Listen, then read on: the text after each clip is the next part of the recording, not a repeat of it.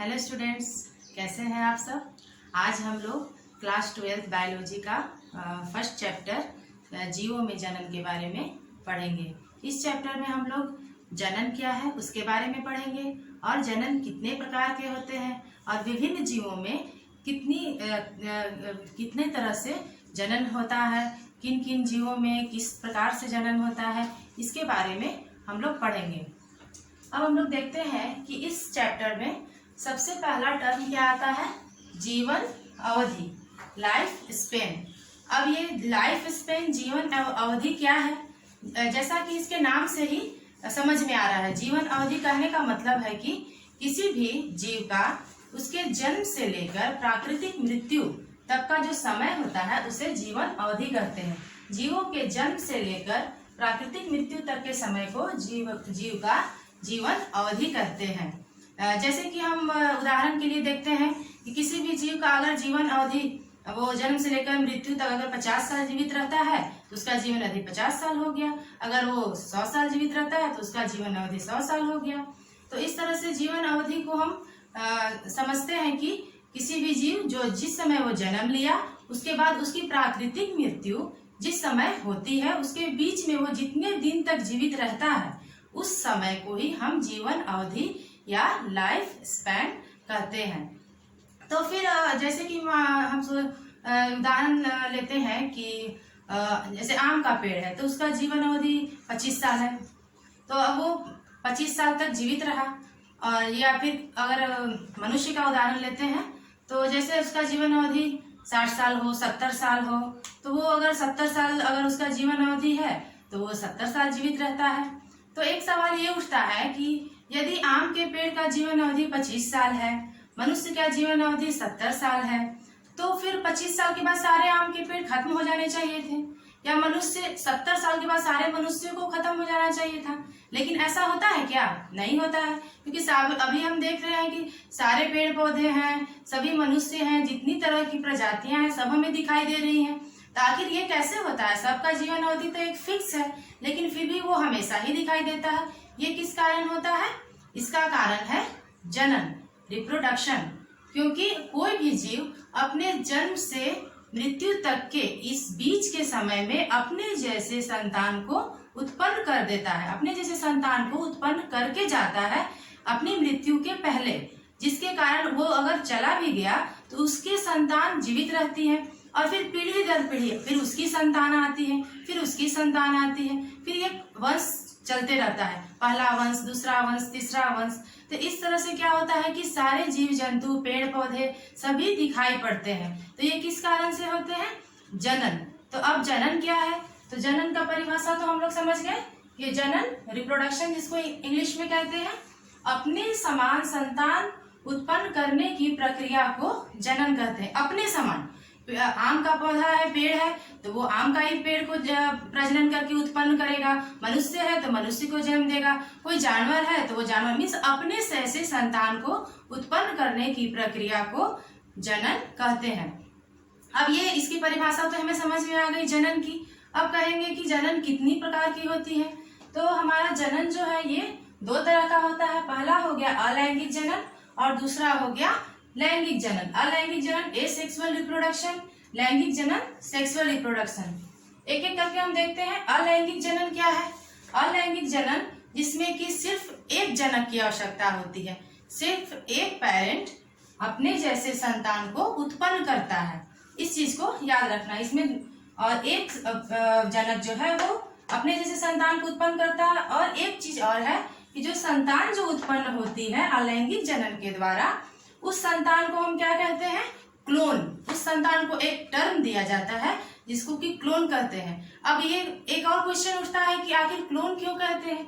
अलैंगिक जनन में जो संतानें होती हैं वो बिल्कुल कार्बन कॉपी, बिल्कुल अपने माता पिता के तरह ही होती हैं, वो हूबहू माता पिता की तरह, क्योंकि वो सिंगल एक ही जनक से उत्पन्न हुई है। इसलिए जो भी संतान होगी उसकी हूबहू कार्बन कॉपी बिल्कुल एक जैसी, कोई उसमें कोई डिफरेंस नहीं होगा, कोई भी भिन्नता नहीं पाई जाएगी। इसलिए इस तरह की संतान को हम क्लोन कहते हैं।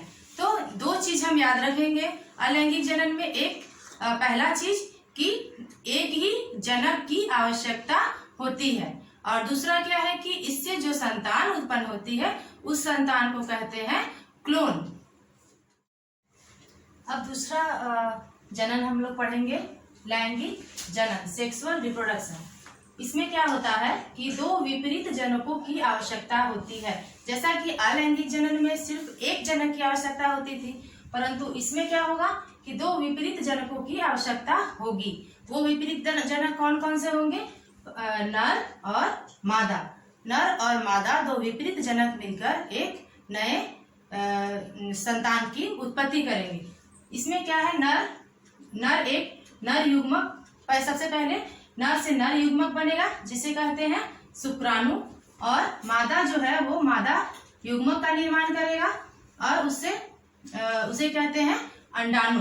और शुक्राणु और अंडाणु के मिलने से युग्मनज का निर्माण होगा, जो कि जिसमें की वृद्धि होकर वो शिशु का निर्माण करेगी।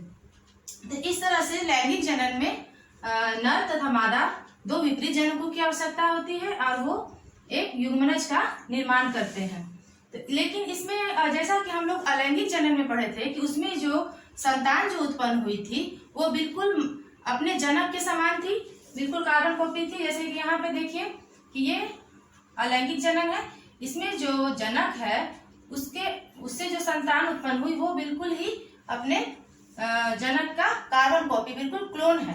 क्योंकि विभाजन होने से पहले, जब जीव का विभाजन होता है उससे पहले डीएनए जो पाया जाता है, इसमें डीएनए वो दुगना होता है। डीएनए दुगना हुआ, उसके बाद वही डीएनए एक एक करके दोनों संतानों में जाता है। तो ये इस डीएनए में कोई अंतर नहीं है, जो डीएनए जनक के अंदर था वही डीएनए संतान के अंदर भी गया। तो डीएनए जो भी लक्षण जो हमारे किसी भी जीव में जो लक्षण होते हैं, लक्षण जो उत्पन्न होते हैं, जैसे कि लक्षण का कहने का मतलब है कि लंबाई, चेहरे का बनावट, या फिर उसका रंग हो, या हाथ पैर की लंबाई हो, आंखों का कलर हो, या जो भी विशेषताएं होती हैं किसी भी, हर व्यक्ति का अपना अलग अलग पहचान होता है, सब लोग एक दूसरे से अलग होते हैं। तो जो भी वो गुण होते हैं, वो गुण कहाँ से आते हैं? गुण आते हैं हमारे डीएनए से, जीन से। तो जीन कहाँ पर उपस्थित है? डीएनए के ऊपर। इसको अच्छे से समझ लेना है, ये जो पॉइंट है बहुत ही इंपॉर्टेंट है। जीन जो होता है, जो भी लक्षण होते हैं, जीन जो होते हैं वो अनुवांशिक गुणों के वाहक कहा जाता है। उसको आगे हम इसको और डिटेल में पढ़ेंगे। तो जो भी लक्षण पाए जाते हैं किसी भी जीव में वो जीन के कारण होते हैं, वो लक्षण जीन के ऊपर उपस्थित होते हैं और वही उसमें उत्पन्न होते हैं, और वो जीन पाए जाते हैं डीएनए के ऊपर। तो डीएनए जैसा होगा उसी तरह से उस जीव का आकार, प्रकार, उसका हर चीज उसी के अनुसार होगा। तो जैसे कि यहाँ डीएनए जो है अलैंगिक जनन में बिल्कुल अपने जनक के जैसा ही डीएनए दोनों में है, तो उसके इसलिए वो कार्बन कॉपी होगा, क्लोन होगा। परंतु यहाँ जो डीएनए की हम बात कर रहे हैं, डीएनए और जीन की बात, यहाँ डीएनए जीन में अंतर हो जाएगा। जैसे कि नर इंडिविजुअल जो है, नर में 46 क्रोमोसोम थे, 46, और मादा में भी 46 थे। फिर ये आधा हुए, नर युग्मक मादा युग्मक जब बना तो ये गुणसूत्र जो हो गए वो आधे आधे हो गए, 23 हो गए। उसके बाद ये मिलकर 46 युग्मनज में जब आएंगे तो ये दोनों डीएनए मिलकर एक 46 क्रोमोसोम हो जाएंगे। क्रोमोसोम के बारे में भी हम आगे पढ़ेंगे, उसका डिटेल्स में, उसकी संरचना कैसी है, वो कैसा, भी बस इतना ही समझते हैं। तो आगे चलकर 46 क्रोमोसोम हो गए।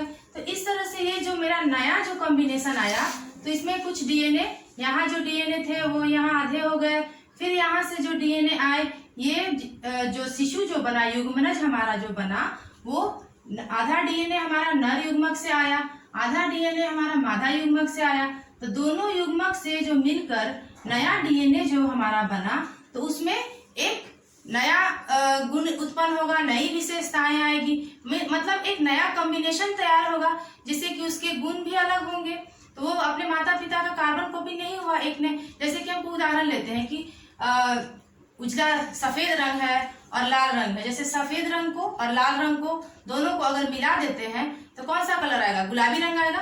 कोई एक नया कॉम्बिनेशन, नया कलर उत्पन्न होगा। तो उसी तरह से डीएनए की यहाँ पे लैंगिक जनन में भी वही होती है कि जो नर का जो डीएनए है, मादा का डीएनए है, दोनों का अलग अलग है। किसी भी व्यक्ति का डीएनए, जीन सब कुछ अलग होता है, किसी का एक जैसा नहीं होता है। तो दोनों का डीएनए अलग अलग है और दोनों अलग अलग डीएनए जब मिलते हैं तो एक नया तरह का डीएनए का जो बनावट है, जो कॉम्बिनेशन है, एक नया तरह का उत्पन्न होता है, जिससे कि जो संतान आएगी वो उसमें विभिन्नता आ जाएगी। इसे ही विभिन्नता कहते हैं। इस चीज को समझना है कि लैंगिक जनन में विभिन्नता उत्पन्न की जाती है, उसमें विभिन्नता आती है, परंतु अलैंगिक जनन में विभिन्नता नहीं आती है, क्योंकि अलैंगिक जनन में जो डीएनए जनक का होता है वही डीएनए उसकी संतान का होता है, परंतु लैंगिक जनन में डीएनए का एक नया जोड़ा, एक नया कॉम्बिनेशन तैयार होता है, जिसके कारण विभिन्नता उत्पन्न होती है। अब आइए देखते हैं अलैंगिक जनन की विधियां। अलैंगिक जनन जो है वो विभिन्न प्रकार की विधियों के द्वारा होती है। इसमें सबसे पहली विधि है द्विभाजन या बाइनरी फिजन। जैसा कि नाम से ही क्लियर है कि द्विभाजन, द्वि मतलब होता है दो, या बाई मीन्स दो। द्विभाजन मीन्स एक जीव विभाजित होके, भाजन मीन्स टूटना, विभाजन मीन्स टूटना, तो एक जीव विभाजित होके दो नए जीवों को उत्पन्न करता है, तो उस प्रक्रिया को द्विभाजन कहते हैं या बाइनरी फिजन कहते हैं। अब इसमें क्या होगा, ये हमारी अलैंगिक जनन की पहली विधि है। इसमें क्या होगा कि जो जीव है, ये जीव है, इसके अंदर इसके अंदर डीएनए पाए जाते हैं, और वो जीव जो है वो पहले इसमें डीएनए जो है इसका यहाँ पे दुगना हो जाएगा। सबसे पहले इसका डीएनए, जैसे मान लो यहाँ पे एक था और यहाँ पे ये हो गया 2, डीएनए यहाँ पे दुगना हो गया। दुगना होने के बाद इस जीव में धीरे धीरे यहाँ पे थोड़ा सा संकुचन होगा, हल्का सा धीरे धीरे संकुचित होगा, ये बीच में संकुचित हुआ और फिर ये संकुचन थोड़ा और बढ़ेगा, बढ़ते बढ़ते बढ़ते ये संकुचित होते चला जाएगा।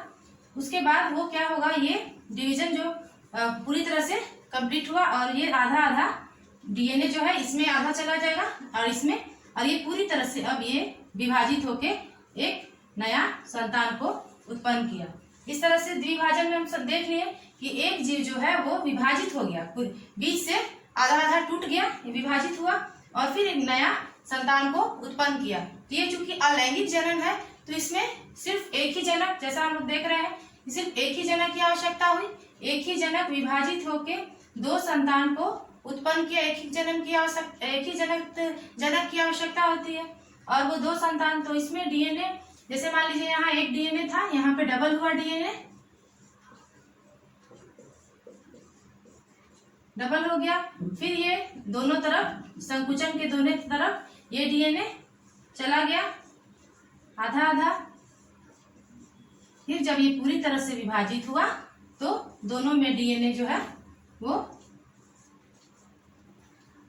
एक एक डीएनए दोनों में आ गया। इस तरह से अब हम जो पहले देखे थे कि जो संतान होगी वो कैसी होगी, क्लोन, इसको क्लोन कहेंगे, क्योंकि जो डीएनए यहाँ था वही डीएनए यहाँ है, सेम डीएनए, कहीं कोई अंतर नहीं है। तो जो संतान होगी वो क्लोन होगी, बिल्कुल अपने माता पिता की तरह, बिल्कुल अपने जनक की तरह ही होगी। एक ही जनक है इसलिए वो बिल्कुल ही अपने जनक की तरह होगी, कार्बन कॉपी होगी। अब ये द्विविभाजन किन किन जीवों में होता है उसको भी देख लेंगे। उसके उदाहरण है अमीबा, दूसरा है यूग्लिना, और सभी प्रोटोजोअन्स में द्विविभाजन की प्रक्रिया द्वारा अलैंगिक जनन होता है। इस चीज को याद कर लेना। उदाहरण जो है वो हर एग्जाम में पूछता है कि ये अमीबा में किस प्रक्रिया द्वारा विभाजन होता है, यूग्लिना में किस प्रक्रिया द्वारा विभाजन होता है। तो ये याद करने का है कि किस प्रक्रिया और उसका उदाहरण, इसको अच्छे से याद कर लेना है। हर विधि और उस विधि के द्वारा किस जीव में जनन होता है उसको अच्छे से याद कर। अलैंगिक जनन की दूसरी विधि है बीजाणु जनन, स्पोरुलेशन। जैसा कि नाम से ही क्लियर है, बीजाणु जनन। बीजाणु मीन्स इस विधि के द्वारा जीव अपना पहले बीजाणु उत्पन्न करता है, उसके बाद वो उससे एक नया जीव का निर्माण करता है। जीव बीजाणु उत्पन्न करते हैं जो अंकुरित होकर नया संतान बनाते हैं। जैसे कि इसका उदाहरण है पेनिसिलियम, यह एक कवक है। ये बहुत ही इंपॉर्टेंट है, इसको याद कर लेना है कि बीजाणु जनन की विधि के द्वारा कौन सा जीव जनन करता है, पेनिसिलियम, और ये एक कवक है। ये इसकी जो संरचना ऐसी होती है और ये कैसे करता है कि इसके ये जो बीजाणु है ऊपर में इतने सारे बीजाणु पाए जा रहे हैं, ये बीजाणु हवा के द्वारा उड़ के कहीं दूर कहीं उड़ के चले जाते हैं। जैसे ये ऐसे बीजाणु उड़ के गया, दूर कहीं जाते हैं और वहां पे ये अंकुरित होते हैं। ये बीजाणु मान लीजिए यहाँ धरती पर पड़े और यहाँ पे अंकुरित होके ये इसी के जैसा एक नया जीव का निर्माण किए। इस तरह से ये अलैंगिक जनन की दूसरी विधि, जिसमें कि बीजाणु के द्वारा नए जीव की उत्पत्ति होती है। इस प्रक्रिया को बीजाणु जनन कहते हैं। अलैंगिक जनन की तीसरी विधि है मुकुलन, बडिंग। इस विधि में क्या होता है कि जनक के शरीर में एक छोटी सी संरचना बनती है, जिसे कि मुकुल कहते हैं। सबसे पहले जो जनक होता है ये इन जीवों में पाया जाता है, ईस्ट और हाइड्रा में ये मुकुलन के द्वारा जनन होता है। इसमें जीव के शरीर में एक छोटी सी संरचना बनती है, जिसे कि मुकुल कहते हैं। यहाँ देखिए जैसा कि है, ये हाइड्रा है हमारा। हाइड्रा के ऊपर एक छोटा सा बड के ये छोटा सा मुकुल के जैसा एक छोटी सी संरचना बनी, जिसको कि मुकुल कहते हैं। ये मुकुल धीरे धीरे ये थोड़ा बड़ा होता है और बड़ा होकर हाइड्रा के जैसा ही इसमें वृद्धि होती है। थोड़ा बड़ा हुआ और ये अभी अपने जनक के शरीर से जुड़ा हुआ है। ठीक है, फिर आगे चलकर ये क्या होता है, जब मुकुल बड़ा हो जाता है पूरी तरह से हाइड्रा के जैसा इसका शरीर जो है वृद्धि करके हाइड्रा के जैसा इसके शरीर में पूरा विकसित हो जाता है, तो ये अपने जनक से अलग होकर एक नए जीव का निर्माण करता है। तो इस तरह से हम मुकुलन में देखते हैं कि मुकुलन की प्रक्रिया में सबसे पहले जनक के शरीर पर एक छोटा सा उभार बनता है। वो उभार वृद्धि करके बढ़ते बढ़ते वृद्धि करके मुकुल का निर्माण किया। मुकुल फिर एक नए जीव का निर्माण करता है, जो कि इस तरह से एक नया जीव हमारा बन के तैयार हो गया। ये हमारी जनन की तीसरी। अलैंगिक जनन की चौथी विधि है खंडीकरण या फ्रैगमेंटेशन। जैसा कि नाम से ही पता चल रहा है, खंडीकरण मीन्स जीव जो है वो छोटे छोटे टुकड़ों में खंड में टूट जाता है और उसके बाद नए जीव का निर्माण करता है। ये हमारा होता है स्पाइरोगाइरा और यूलोथ्रिक्स में पाया जाता है। उदाहरण को अच्छे से याद कर लेना है। तो जैसा कि हम देख रहे हैं, ये हमारा स्पाइरोगाइरा है और इसकी ऐसी संरचना होती है, ये एक फीता के जैसा इसका संरचना होता है। और ये जो है, ये देखिए बीच से टूट गया है, यहाँ से विभाजित होकर ये अलग अलग टूट गया स्पाइरोगाइरा, और ये टूटने के बाद फिर एक नया स्पाइरोगाइरा का निर्माण कर दिया। एक ये जो है ये अलग एक स्पाइरोगाइरा बना देगा, ये अलग स्पाइरोगाइरा बना देगा और एक ये अलग स्पाइरोगाइरा। मीन्स एक स्पाइरोगाइरा जो है वो खंडों में विभाजित होकर नए संतान का उत्पत्ति किया। इसी प्रक्रिया को हम खंडीकरण या फ्रैगमेंटेशन कहते हैं। ये स्पाइरोगाइरा और यूलोथ्रिक्स में पाया जाता है। अलैंगिक जनन की पांचवी विधि है पुनरुद्भवन, रीजेनरेशन। पुनरुद्भवन में क्या होता है, इसमें जीवों के कटे हुए भाग नए संतान बनाते हैं। पुनरुद्भवन रीजेनरेशन में क्या होता है कि अगर जीव का कोई भी भाग कट जाता है तो वो एक नया संतान उत्पन्न करता है। इसके उदाहरण है प्लेनेरिया, अमीबा, हाइड्रा, स्पंज। तो ये सब में पुनरुद्भवन की क्षमता पाई जाती है, जिसमें कि प्लेनेरिया जो है ये बहुत ही इंपॉर्टेंट है। इसको एकदम याद कर लेना है प्लेनेरिया को। ये सारे एग्जाम्स में पूछता है, कंपटीशन एग्जाम में, नीट में, कहीं भी प्लेनेरिया जो है ये सबसे ज्यादा इसमें पुनरुद्भवन रीजेनरेशन की क्षमता इसमें पाई जाती है। जैसा कि हम देखते हैं, जैसे छिपकली होती है, छिपकली की पूंछ जब कट जाती है तो उसमें नया पूंछ निकल आता है, लेकिन उसमें ऐसा नहीं है कि उसमें पूरा पुनरुद्भवन की क्षमता नहीं होती है। अगर उसका बॉडी कट गया तो वो नया जीव नहीं बना सकता, सिर्फ उसके पूंछ में ही ये क्षमता होती है कि उसका पूंछ कटा तो वो नया उग जाता है। लेकिन ये जो जीव है इनमें पुनरुद्भवन की क्षमता होती है और इनके द्वारा ये नए संतान उत्पन्न कर सकते हैं। जैसा कि देखते हैं कि ये हमारा एक प्लेनेरिया है और ये अगर 3 टुकड़ों में कट गया, ऊपर से कट गया, बीच से या नीचे से कहीं से भी अगर ये कट जाता है तो ये नया प्लेनेरिया बनाने की क्षमता, नया संतान ये उत्पन्न करने की क्षमता रखता है। इस तरह से प्लेनेरिया 3 भागों में टूट गया और उससे 3 नए संतान की उत्पत्ति हुई। इस तरह से पुनरुद्भवन में क्या होता है कि नया संतान की उत्पत्ति कैसे होती है इसमें कि कटे हुए भाग से एक नए जीव का निर्माण होता है। इस तरह से हमारा अलैंगिक जनन की जो भी विधियां थी वो समाप्त हुई। तो अभी तक हमने अलैंगिक जनन की 5 विधियां देखी, जिसमें कि पहली थी द्विविभाजन, दूसरा था बीजाणु जनन, तीसरा था मुकुलन, चौथा था खंडीकरण और 5वां था पुनरुद्भवन। अब ये हमारा आज के लिए इतना ही, और अगले वीडियो में हम इसी अध्याय का आगे का भाग पढ़ेंगे, जिसमें कि पौधों में अलैंगिक जनन हम लोग उसमें अध्ययन करेंगे। Thank you.